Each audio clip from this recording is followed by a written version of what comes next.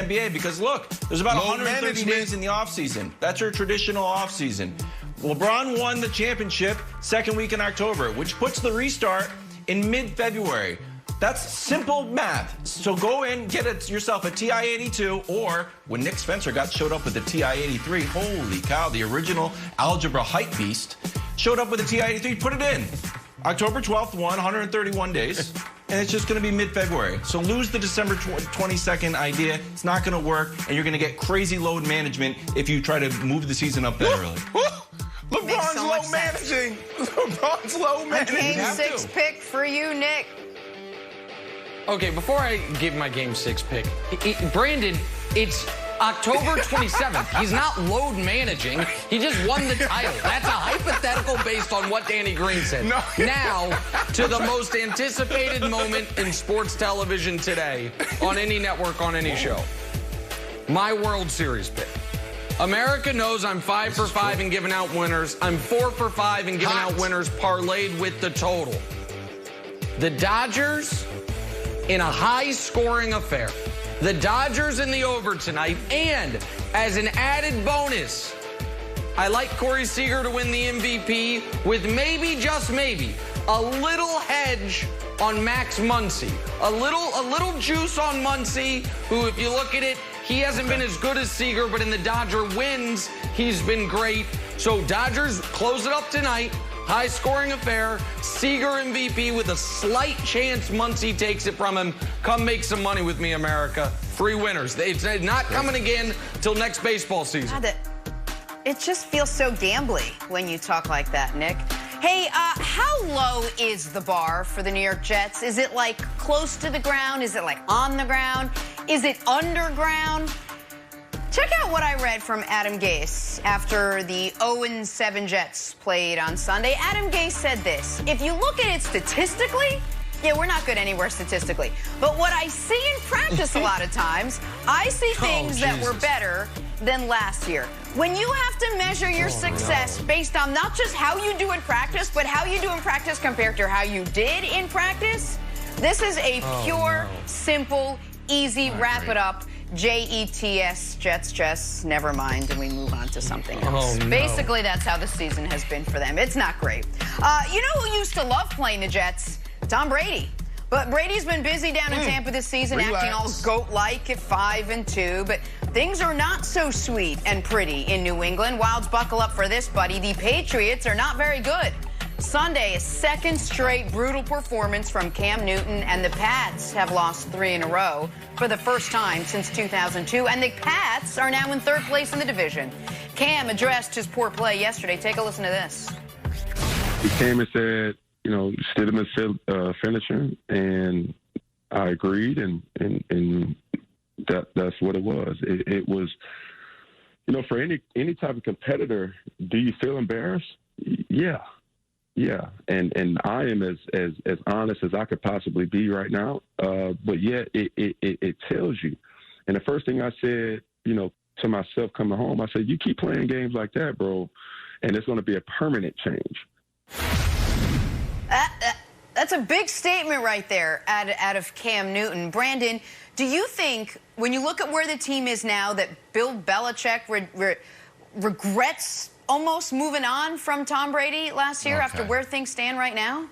I had to ask, Wilds. I'm sorry. Well, look, listen, we talked about it yesterday, and now everyone's trying to talk about it. This is the hot topic. It was coming into this year. Who was the reason for all the success in New England? Was it Tom Brady or Bill Belichick? Look, first, let's highlight what Bill Belichick has done, just some of the ultimate Bill Belichick moves. First, the Jets move. I guess the non-Jet move, not going to the Jets. That was big. That was a great decision. We should have saw his genius back then. Second, Tom Brady moving on from Bledsoe. That was big. Wilds, another one, Randy Moss, bringing in Randy Moss. Oh, Randy Moss is done. And Wilds, Nick, you guys could probably add on to it. Bill Belichick has made great decision after great decision, year after year after year. That's what makes him great. But it only took 7 weeks into this season to realize that this is the worst move Bill Belichick has ever made. The worst move. It's not because of Cam Newton. It's because he had no plan at the quarterback position. You can't tell me Jarrett Stidham was the plan. You go from the GOAT to Jarrett Stidham. And Cam Newton, you're lucky to even have Cam Newton, even how bad he's playing the last 2 weeks, because Cam Newton was a guy you signed a couple weeks before camp.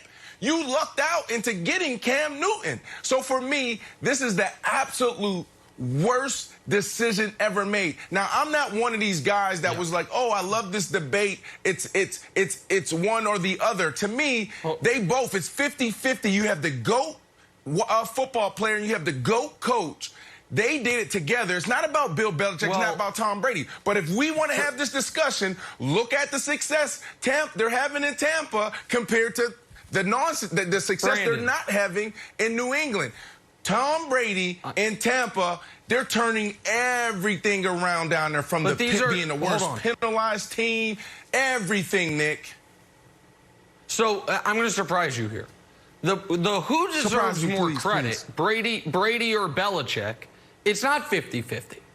It's 75-25 Brady. I will always give more credit to the star player. Always. But that's not what we're talking about.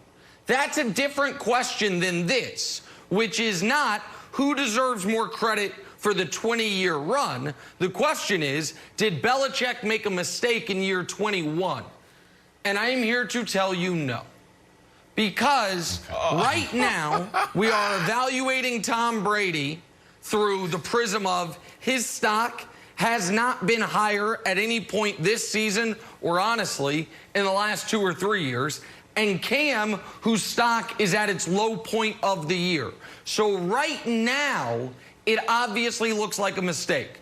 But what we know about Tom, no matter how great the numbers have been this season, is in a clean pocket with time. He has been excellent, better than I thought he would be. But in the face of a pass rush, without that offensive line that you, Brandon, call the best in the NFL, he's been miserable. Correct. And part of the problem for New England is that offensive line has not been good. There are a lot of other problems. Cam got COVID. The skill position guys that Brady had to deal with last year. See, I know it's not Tom's problem, but the offensive line wouldn't be better if he were there. And what Belichick knew, Wilds, was that with or without, and this is the key, with or without Tom Brady, the New England Patriots in 2020 could not win a Super Bowl. So he wanted to turn the page and figure out, do we have our quarterback in-house or do we need to go get one?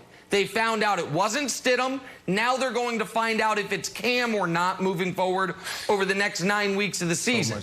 But with or without Tom, the Patriots were capping out at the AFC East title. So, no, I don't think Belichick made a mistake, and I don't think by the end of the season it'll look like a mistake. Yeah, I agree. And Brandon, here's the thing I don't like about this conversation. Tom Brady put his house up for sale in August. The whole season was a wash. Nothing Bill Belichick could have done after the last game of the season could have been like, hey, could you take your house off the market? Tom Brady was mentally checked out and had the moving guys there as soon as the season was over. So the idea that the Patriots were going to come in with this Godfather offer and make Tom Brady stay and, oh, please, he was ready to move on. So I think it's not necessarily a disingenuous question. I just think it's an oversimplification on the divorce between Tom Brady and the Patriots.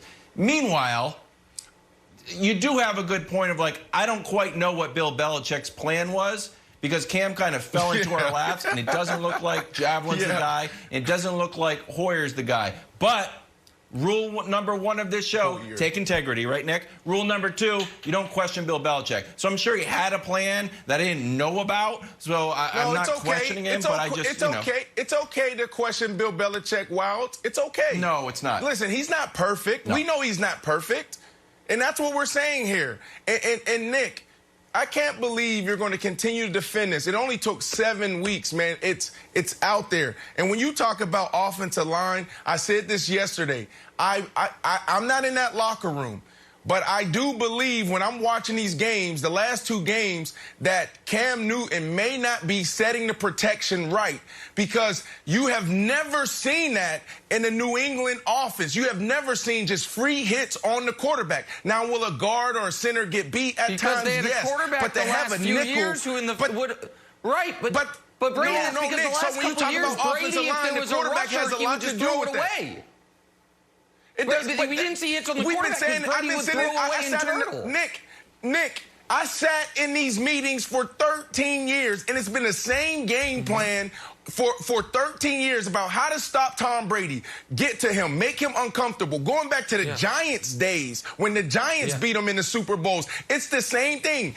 We talk about the Patriots and Tom Brady, what they do well, what they don't do well, how to stop them. The same way for 20 years. Oh, Bill Belichick's going to take out your #1 receiver.